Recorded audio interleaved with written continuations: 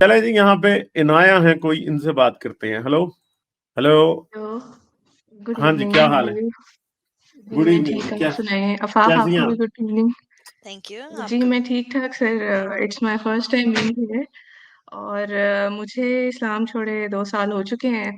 तो अच्छा इंतज़ार था जी पाकिस्तान छोड़ने का, तो सोचा था फिर आपसे और हारिस से बात होगी। अच्छा, तो खैर चले कहने को तो जबरदस्त। बहुत कुछ है कहने को तो बहुत कुछ है, लेकिन सर बात ये है कि पहली-पहली वीडियो देखी थी हारिस की, मेरे सामने आई थी। हाँ। तो फिर हम्म। उसके बाद चैनल मिल गया आपका और हम्म। सर इतना कोई ख़ास टाइम नहीं लगा, क्योंकि बात ये है कि मेरी पर्सनैलिटी ऐसी है कि मुझे जब कोई सॉलिड प्रूफ़ मिल जाता है, मैं हार्ड ट्रुथ्स को बड़ा अच्छे से डाइजेस्ट कर लेती हूँ। हम्म। तो जब आपने बताई हैं सारी बातें साइंटिफ़िक एरर्स की इस्लाम में, तो फिर पीछे कुछ सर रह नहीं गया था। और बाकी बात चल रही थी ब्लास्फेमी की सर, तो एक वाक़या शेयर करूँगी अपने बचपन से। हम्म। जो मुझे रिसेंटली याद आया और मुझे रियलाइज़ हुआ कि ये चीज़ सर, ये रेडिकलाइज़ेशन कितनी पुरानी है और ये हर ऐज के यहाँ के बंदे में पाई जाती है। तो हुआ हम्म। ये था सर कि मैं थी फर्स्ट ग्रेड में, उम्र मेरी आप लगा लें 7 साल होगी। तो मैंने शो एक में देखती थी सोनपरी, आप लोगों को पता हो शायद उसका। तो उसमें वो बच्ची के पास एक मोती होता था और वो उस मोती को रब करती थी तो उसके पास परी आ जाती थी जो उसकी हर ख़्वाहिश पूरी करती थी। तो मुझे भी उसका बड़ा शौक हुआ, बच्चों वाला मेरे दिमाग, मैंने कहा भई मेरे पास अगर मोती आ गया मैं भी परी बुला लूँगी। मैंने ज़िद करके अपने माँ-बाप से मैंने मोती खरीदा, स्कूल ले गई। स्कूल जाके सहेलियों को कहा भई मेरे पास ये देखो मोती है, मैं इसको रब करती हूँ ना, परी आती है मेरे पास। अच्छा, ब्रेक टाइम था हमारा, जनाब ये सारा किस्सा चल रहा है, वो हँस रही हैं, बातें कर रही हैं मेरे साथ, मैं भी इस वाक़ये को मतलब इस स्टोरी को लेके मैं बड़ी खुशी से उनको बता रही हूँ। ये कभी एंड नहीं हुई है, पूरी क्लास में उन्होंने जाके आई डोंट नो उन्होंने क्या बोला है। अब माइंड यू ये 6-7 साल के बच्चों की बात हो रही है। मुझे हम्म। बच्चे आके कहें भई तुमने क्या कहा है? तुमने अल्लाह मियाँ के बारे में क्या कहा है? मैंने कहा मैंने अल्लाह मियाँ के बारे में तो कुछ भी नहीं कहा। नहीं तुमने क्या कहा है? सब लोग कह रहे हैं इसको बुलाओ क्लास में ये वो।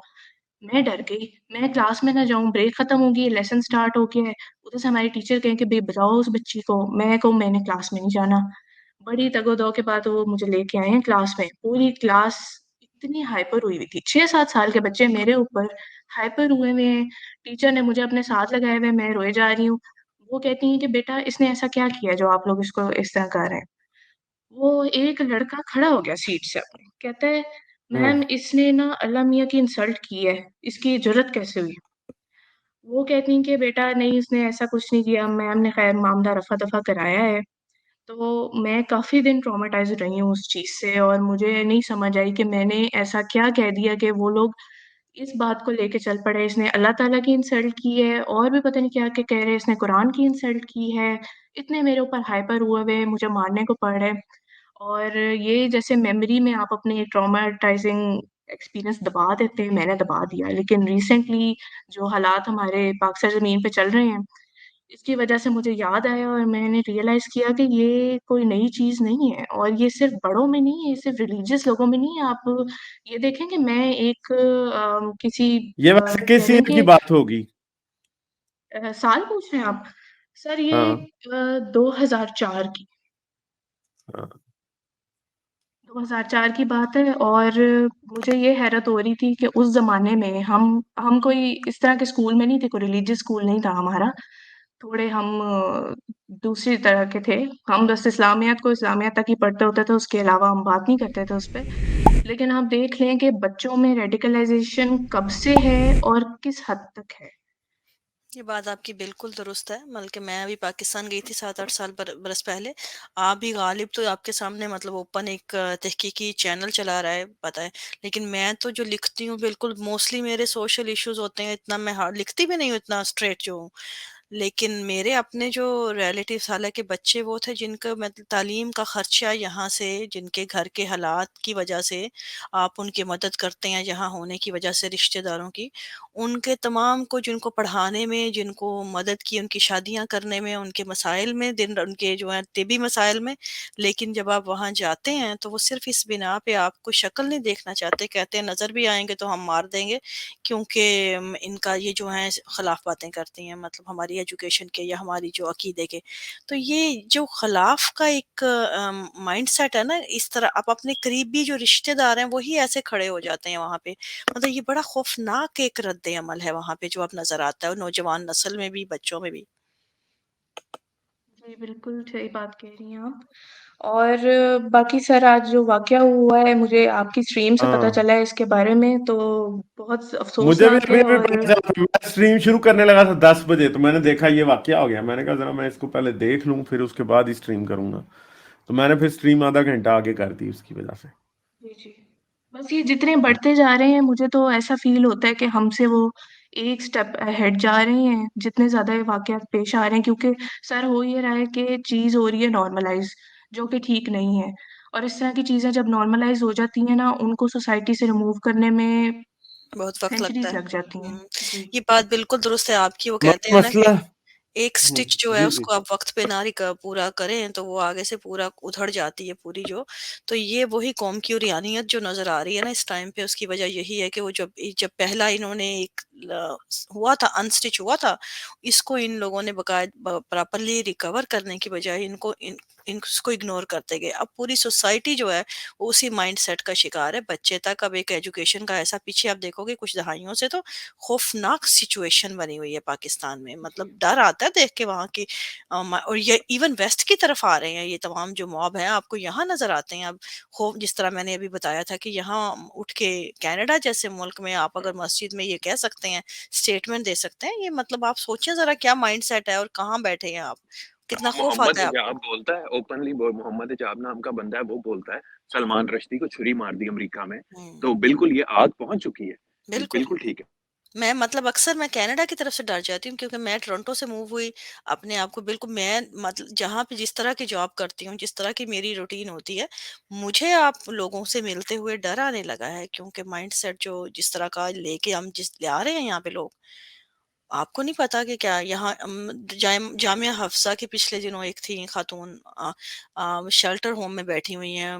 तब हस्बैंड ने बुरी तरह अब्यूज करके उनको यहाँ से निकाला। प्रेग्नेंट हैं, बुरे हालात में। अच्छा, जो खातून हस्बैंड ने इतना पीट के निकाला है, लेकिन वो बैठी जो है वहाँ शेल्टर होम में बैठी। जो शेल्टर वाले जो लोग हैं, जो उनको एनजीओज जो उनको सपोर्ट कर रही हैं, उनको गालियां निकाल रही हैं, उनको कह रही हैं ये काफिर हैं, ये वो हैं। अब जब मैं उनसे बात करूँ तो मुझे कहती हैं कि आप हमने रोज़ा रखा है रमज़ान में, आपने रोज़ा क्यों नहीं रखा? मतलब आप बैठी हैं शेल्टर में, आप मदद के लिए बैठी हैं, लेकिन किस तरह माँग रही हैं मदद, आप माइंडसेट देखें ज़रा। ये थोड़ा सा हम वो स्टॉकहोम सिंड्रोम वाली बात है इसमें। आपने अफाफ वो शमीमा बेगम का शायद नाम सुना हो। तो वो 15 साल की थी जो जो आईसिस के पास चली गई थी, और अब उनको वो इंग्लैंड वाले वापस नहीं आने दे रहे। तो ये वही सिचुएशन है कि मतलब वो इंग्लैंड से अपना अच्छा खाता पीता घर छोड़कर आईसिस गई है, वहां पे 3 बच्चे पैदा किए हैं और एक जहादी से शादी करके, और वो तीनों बच्चे मर गए वो इसी तरह। जो प्री मेच्योर मोर्टेलिटी होती है बच्चों की।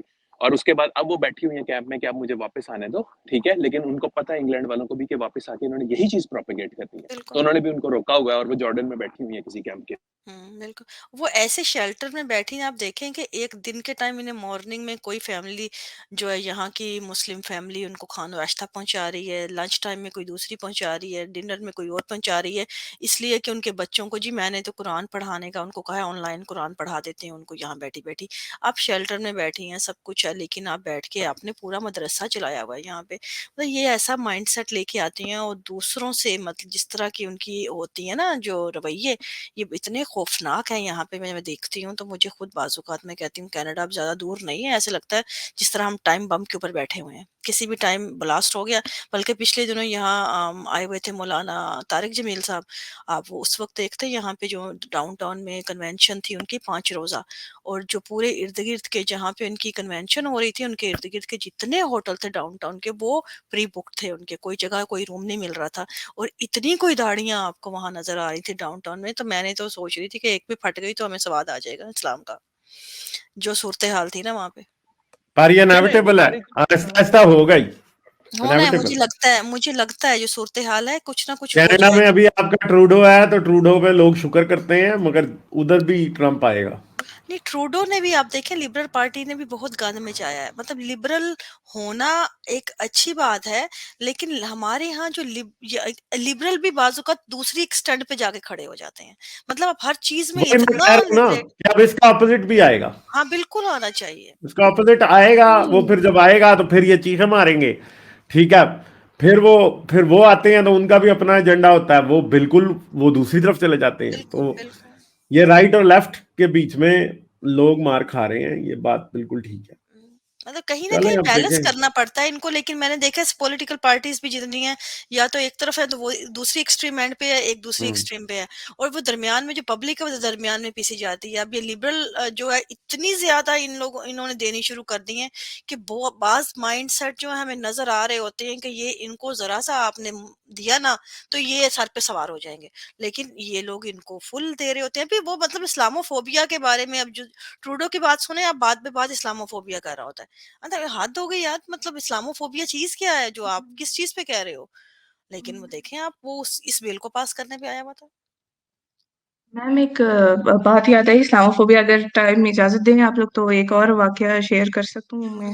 हाँ जी, हाँ जी। तो यहाँ पे मैं एक पाकिस्तानी खातून, कुछ हैं पाकिस्तानी उनको जानती हूँ क्योंकि मजबूरी है, यहाँ पे खैर बहुत ज़्यादा है।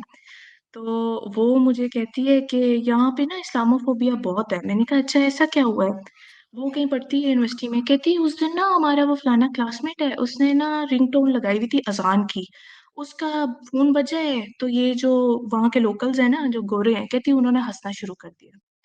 मैंने कहा आपने ये बात सोची है कि उनको क्या पता कि वो अज़ान है और उसका क्या मकसद है और वो क्या आपके लिए मैटर करता है?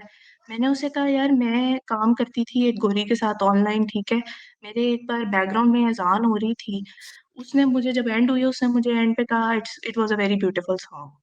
उसने उसका सॉन्ग कहा, उसको नहीं पता कि वो क्या है, क्या नहीं है। तो मैंने कहा ऐसे तो क्लास में हमारे वैसे भी किसी का कोई गाना भी बज पड़ता है रिंगटोन पे, तो हम ऐसा हँसना शुरू कर देते थे कि पिन ड्रॉप साइलेंस है, बीच में एकदम से कोई लाउड सी चीज़ वो चल पड़ी है, तो हम उसके ऊपर थोड़ा-सा बंदा गिगल कर देता है एंड दैट्स इट। वो ज़रूरी नहीं कि उनको पता हो कि वो अज़ान है और वो जी इस्लामोफोबिया हो गया है फ़ौरन से। उन्होंने कहीं तुम लोगों को कहा कि उठ के चले जाओ क्लास से, तुम लोग तो मुसलमान हो? कहती नहीं बात तुम्हारी सही है। मैंने कहा हाँ, तो इस तरह ना फ़ौरन लोगों पे लेबल नहीं लगा देते होते, ये लोग इस हद तक सेंसिटिव हैं। बहुत बिल्कुल है। मेरे साथ पिछले पिछले बरस मेरे साथ कोविड के दिनों में मैंने कुछ कोर्सेज यूनिवर्सिटी में लिए हुए थे अपग्रेड करने के लिए। तो उसमें एक कोर्स था, उसके अंदर ना ऑनलाइन थे सारे, तो मुख्तलिफ मुल्कों से लोग ऑनलाइन ले रहे थे। इंडिया, अफगानिस्तान से एक लेडी भी थी। तो उन्होंने ना कल्चरल का एक असाइनमेंट था कि अपने अपने कल्चर की कोई ना आप उसके कोई ऐसी चीज़ दिखाएं जो उसको आप बताएं, डिफाइन करें उसका बैकग्राउंड क्या है और क्या उसका सिंबल है। तो वो क्या ले आई खवातून ने, पूरा प्रोजेक्ट जो है जिहाद पे किया, कि जिहाद जो है कल्चर हमारा जो है, और इसको बकायदा ग्लोरीफाई करके, तो जिहाद का मतलब ये है बड़ा उसको बता रही है ना। तो वो मैंने कहा अव्वल तो ये कल्चर नहीं है। मैं मतलब बाकी लोग तो वाह वाह अच्छा हमें नहीं पता। अब यहाँ की ट्रेंड ऐसा है कि लोग हर चीज को सुन के ऊपर से गुजार देते हैं कि अच्छा वाह, इतना उनको अंदाजा नहीं था। मैंने उसको वहां कह दिया, मैंने कहा कि अव्वल तो ये कल्चर नहीं है, ये एक रिलीजियस आइडियोलॉजी है, आप इसको ग्लोरीफाई मत कीजिए। इसने कि पीछे पूरी एक हिस्ट्री है जो ब्लड शेड की, आप इसको ग्लोरीफाई नहीं कर सकते। यहाँ पे ये ह्यूमैनिटी, यहाँ हम बात दूसरे एंगल की है। वो खातून ने बकायदा मेरी शिकायत लगा दी प्रिंसिपल को, डीन जो है यूनिवर्सिटी का, कि जी ये जो है ये इस्लामोफोबिक है, ये खातून जो है इन्होंने जो मेरी बात को इस तरह किया है। तो वो जब प्रिंसिपल ने मुझे अपॉइंटमेंट दी बकायदा कि जिस तरह आप उस चीज़ को क्लियर करने के लिए, तो मैंने उनको बताया, मैंने कहा ये वर्ड था वहाँ पे, प्रोफेसर भी थे, प्रोफेसर का काम था इस चीज़ को बताना, लेकिन उनको इतना इलम नहीं है कि आप एक चीज़ पे आप कैसे ग्लोरीफाई कर सकते हैं किसी चीज़ को जिसकी पूरी हिस्ट्री जो है ब्लड शेड के साथ लगी हुई है। तो मैंने कहा फिर आप बंद कर दीजिए ये जो आप जितना पूरी पीछे 10 साल की तारीख, आप 20 साल की आपने पाकिस्तान, अफ़गानिस्तान, ईरान, इराक तबाह कर दिए। तो मैंने कहा किस चीज़ चक्कर में? दुनिया को मुसीबत में डाल दिया इस तफरीक की बिना पे, और यहाँ उठ के ये चीज़ें हमें ग्लोरीफाई करके बता रहे हैं, जिनकी बेस पे हम अपने मुल्क छोड़ के यहाँ आते हैं अपने राइट्स के लिए। क्यों? क्योंकि हम उन आइडियोलॉजी से तंग हैं। आप हमें वही चीज़ें यहाँ पढ़ा रहे हैं और उन्हीं को ग्लोरीफाई। जब मैंने बताया तो वो मुझे प्रिंसिपल कहते हैं कि आपने तो ये चीज़ इंटेलेक्चुअली इस चीज़ पे बात की है, लेकिन हमारे यहाँ ये ट्रेंड नहीं है। हमारे लोग इन चीज़ों को सुनने के आदी नहीं है। वो बस वो ग्लोरीफाई करते हैं और जो चीज़ें हैं उन्हीं को लेके आगे चलते हैं। इसको इस्लामोफोबिक कहते हैं। मतलब अगर आप नहीं इसको क्लियर करती तो आप इस्लामोफोबिक कहलाती। आप सोचें ये टर्म है, इस टर्म का कहाँ-कहाँ कैसे इस्तेमाल करते हैं। आपका जो मर्ज़ी कहते रहें, आपके पास जो मर्ज़ी दलील हो, उनका इससे मैटर नहीं करता। और ये फार लेफ्ट की प्रॉब्लम है ना कि वो आप कुछ बोल नहीं सकते, किसी लोगों की फीलिंग्स हर्ट हो जाती हैं फिर। बिल्कुल, तो और बिल्कुल। आप तो चले फिर पाकिस्तानी ओरिजिन की हैं या कुछ हैं, आप तो बच गईं। ये बात कोई गोरा करता ना जहाद के गोरा बाद, करता बिल्कुल, नहीं तो बच कुछ सकता। बाइज़ नहीं था। बिल्कुल। हाँ जी, उसका वो टेन्योरशिप सब कुछ कैंसल हो जाना था, उसको निकाल के बाहर फेंकना था। अभी एक बंदा पिछले दिनों उसने इस्तीफ़ा भी दिया है, हुँ, उसने जेंडर के ऊपर कोई बात की थी और वो इसी तरह साइकोलॉजिस्ट ही है हुँ, और हुँ। उसने अपना पर्सपेक्टिव सामने रखा, तो उसने कोई पेपर पब्लिश किया था, उसके ऊपर कोई आर्टिकल लिखा था, कोई इस तरह की बात थी। उसकी उन्होंने यूनिवर्सिटी ने उसको फायर कर दिया इस बात के ऊपर। मुझे यही बात थी ना, तो मेरी भी यही वजह थी क्योंकि मैं प्रोफेशनल हूँ। आपको पता है इन चीज़ों पे प्रोफेशंस पे आ जाती हैं बातें। तो वो मैंने तो स्टैंड ले लिया। मैंने कहा डैम केयर ये चीज़ें जो आप बातें कर रहे हैं, मैं मेरा कल्चरल बैकग्राउंड वो है। मुझे कोई कौन होता है कहने वाला कि मैं इस्लामोफोबिक हूँ। मैं करूँगी बात भई। मैंने कहा मेरा कल्चर है, मुझे कोई कौन कह सकता है। तो इस चीज़ पे फिर वो कहती है कि आपने इंटेलेक्चुअली इसको प्रूव किया है, वरना ये चीज़ इस्लामोफोबिक में आनी थी। बस यही बात है ना और अनफॉर्चुनेटली ट्रम्प का अमेरिका भी उतना ही बुरा है जितना कि ट्रूडो का कनाडा कि वो फार लेफ्ट से हम खुद लेफ्टिस्ट हैं लिबरल हैं बिल्कुल, लेकिन ये हमें इस बात प्रॉब्लम है कि हम खड़े होकर इस्लाम पे कुछ नहीं कह सकते बुरके पे कुछ नहीं कह सकते बिल्कुल, अब बुरके बिल्कुल। को कुछ कहेंगे तो वो इस्लामोफोबिया बन हाँ जाएगा जी, तो बिल्कुल। ये रियलिटी और हमें उसके खिलाफ भी उसी तरह ही खड़े होना है जिस तरह के कंजर्वेटिविज्म की तरफ के खिलाफ खड़े होना है बिल्कुल सही बात है, यही बात मैं इनाया, भी इनाया आप कुछ और कहना चाहेंगी? No thank you so much sir, thank you for having me और ठीक है, दोबारा मैं आती आती रहूँगी। रहें फिर आपसे बात करेंगे, ठीक है? जी, थैंक आया यू करें सो ज़रूर मच। आप। Okay, okay, thank you, bye bye. Like, share और सब्सक्राइब करना मत भूलें। इसके साथ साथ आप मेरे चैनल को पेट्रियन पर सपोर्ट कर सकते हैं। पेट्रियन का लिंक वीडियो की डिस्क्रिप्शन में है।